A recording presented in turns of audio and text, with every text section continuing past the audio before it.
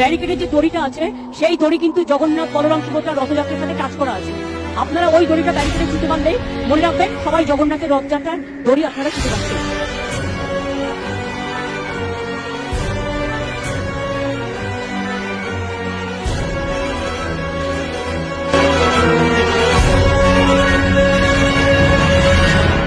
Hello আমার প্রিয় বন্ধুরা দীঘাতে যে জগন্নাথ মন্দির রয়েছে সেখানটায় রথযাত্রা হচ্ছে। রথযাত্রায় যে বলরাম সুভদ্রা আর জগন্নাথ তিনজনের গায়ে যে দড়িটা লাগানো আছে, মমতা পিসি নিজেই বলেছেন ওনাদের তিনজনের গায়ে দড়িটা লাগানো।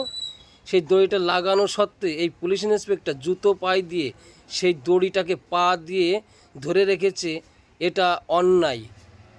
আপনারা সবাইকে শেয়ার করুন, আপনারা যদি হিন্দু হয়ে থাকুন সবাইকে শেয়ার করুন, সবার কাছে ভিডিওটা পৌঁছে দিন। নমস্কার বন্ধুরা।